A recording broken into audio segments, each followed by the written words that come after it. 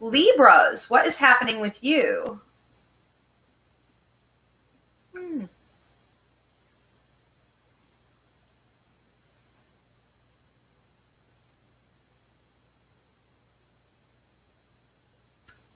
Okay. Libras, I feel like you're everyone's parent this week. My goodness.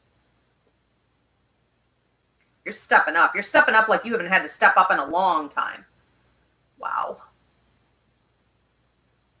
I don't know if maybe you're the only one in your family who kept your job, or your boss is like, I don't know anything about technology, take over the whole business, and something is going on here that's like batty.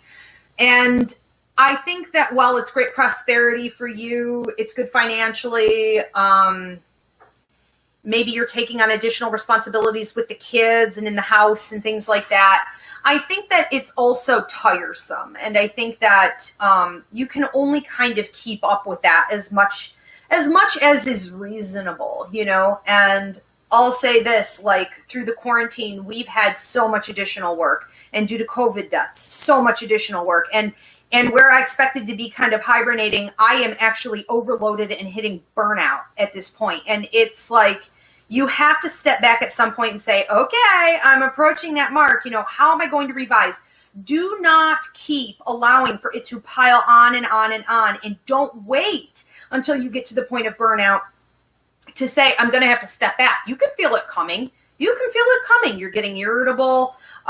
You're not sleeping the same. There are aches and pains. Headaches are starting to set in. That's it. You're done. Okay. So now you're going to say, all right, I have to make actual concrete plans to create this space for myself. So whether you're doing it literally, mentally, emotionally, it's going to have to happen. And I feel you're not wanting to. I feel you like full steam ahead, like 180 miles an hour, not paying attention to where you are in all this. Primarily on Wednesday the 22nd, Thursday the 23rd, and Friday the 24th. Okay, that's where they're really talking about this. And Saturday the 25th, there's some talk of hiring help. So whether you're hiring tutors to come in and help the kids, you're hiring someone who can come clean your house, you are delegating to other people in your life. In some capacity, you need to hire help, okay? So to speak. Let some of it go. That means there's probably no other real option. Okay, bring somebody in. For those of you who are listening to this and you're automatically saying, oh, well, I don't have help. Oh, well, I don't have that.